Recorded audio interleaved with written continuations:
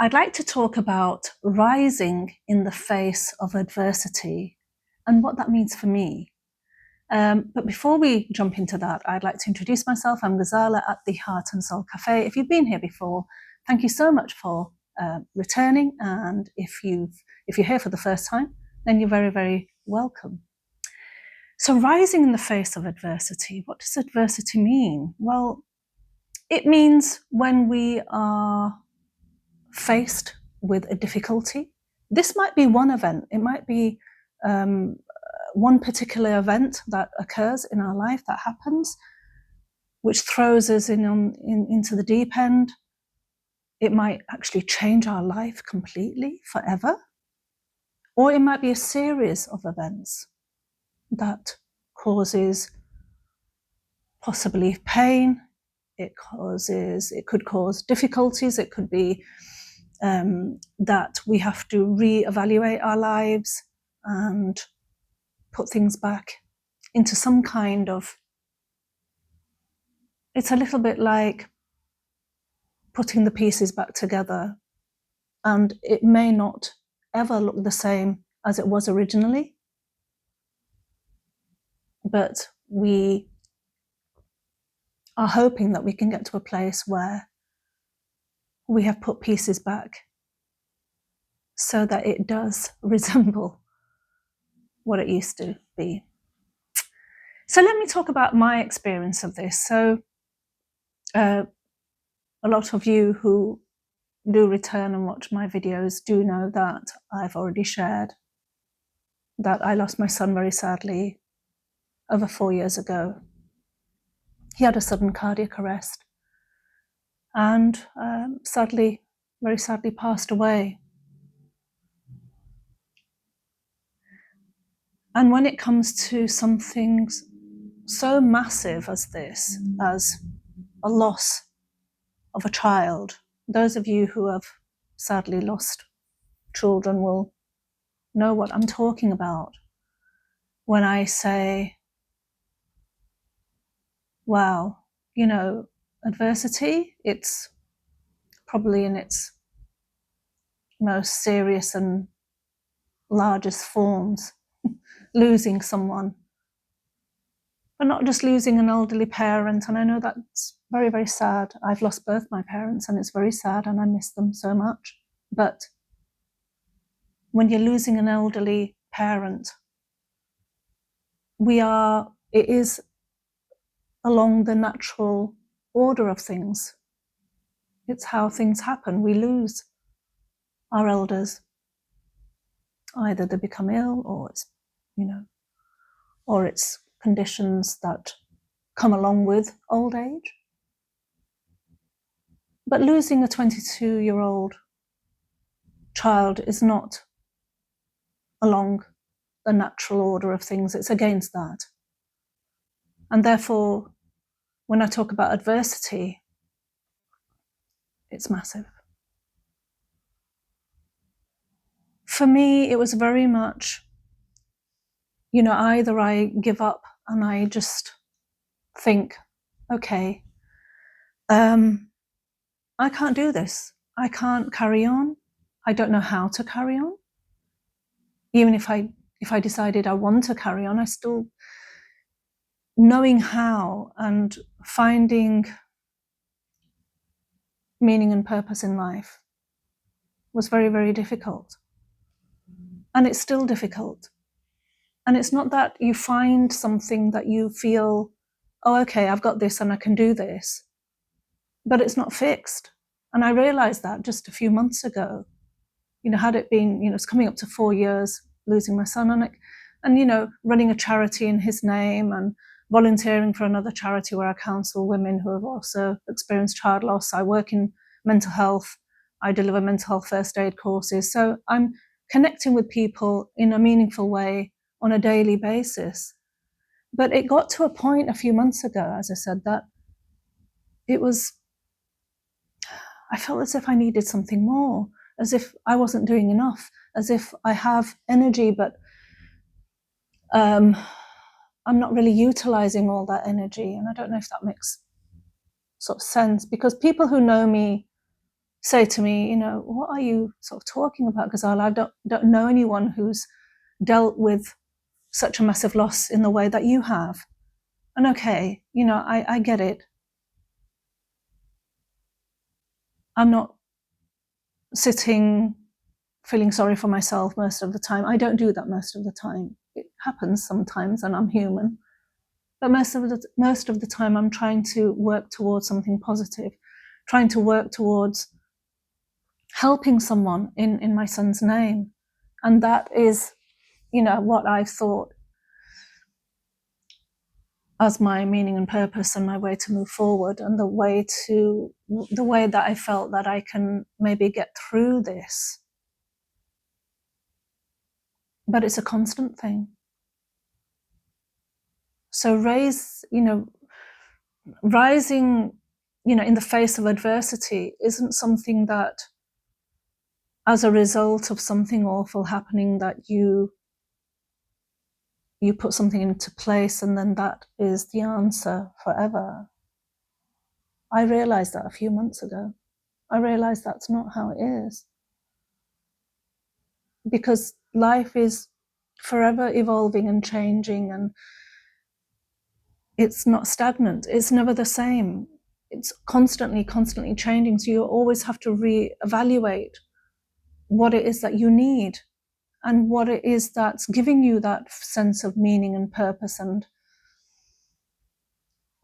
I think really, to a certain extent, it's a feeling of being needed. And I think all of us need that to some extent, some more than others.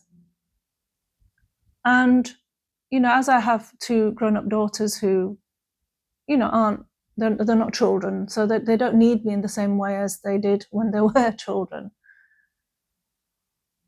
I know they still need me because they tell me that they need me, but it's quite hard to explain. It's more doing something where you feel that you're making that difference. And that gives you something, that gives you that sense of reward. Yeah.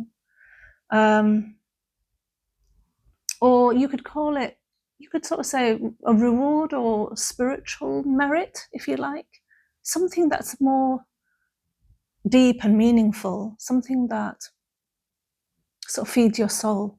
It's not just a mental thing that, oh, okay, yeah, I did this and I've got some positive feedback from that, and, someone's, said thank you, or it's not even really, it's not that you're after someone saying thank you. It's that feeling inside of you that soothes your soul as a result of something that you're doing or you're carrying out. So it gives you a real deep feeling of purpose, and that feeling that you're making a difference in this universe somewhere, albeit minute, but you're making that difference. The purpose of this video is to share that, rising and showing resilience after something possibly awful that's happened isn't something that you do just once. It's something that is a continuous, I'm not going to call it a battle, although sometimes it feels like a battle. I'm going to call it a way of life.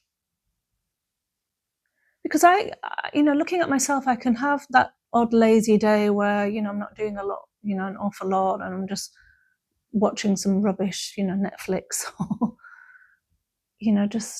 just chilling, not wanting to think about anything in particular, just switch off from the world, a little bit of escapism, and we all need that. And that's why we go to watch movies or we go into a good book.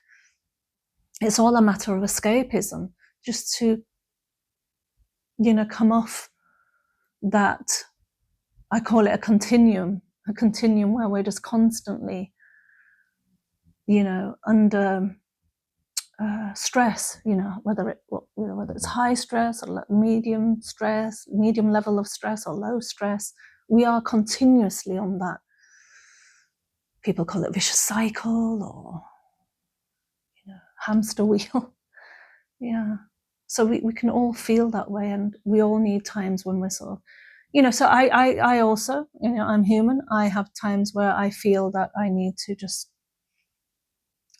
move away from it all. But it doesn't last very long for me. It's probably a day.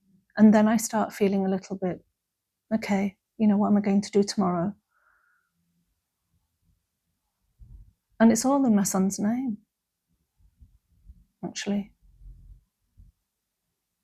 I think losing him at, he was 22, that it told me very, very clearly that life can be so short. Life can be so, so short. So if you're thinking of doing something, if you have a passion and you feel that you've got a chance to do that, then take that chance. And sometimes we have to take that little bit of a risk. This YouTube channel, this is a risk.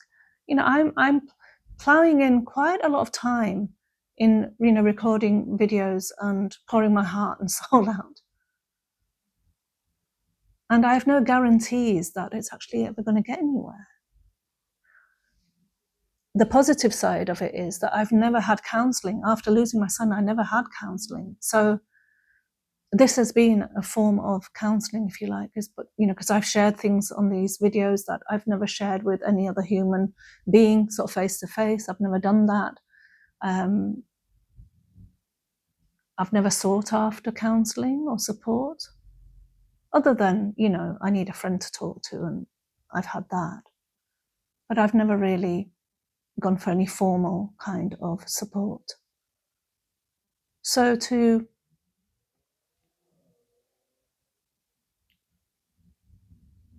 find what it is that makes you move forward is really, really important. And I suppose this channel is something that is keeping me going. But there's a hope as well. The hope is that we build a community where we can help one another. And you see, with that will be, I think, a real rise in the face of adversity for me. Yeah. I hope you found the content of this video helpful. I think it was a little bit of a ramble video, to be honest. I think I just rambled on a little bit, but thank you for watching.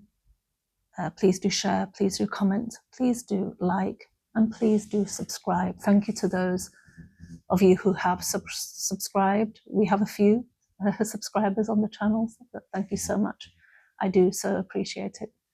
And I look forward to seeing you in the next video. Until then, look after your hearts and souls. Thank you.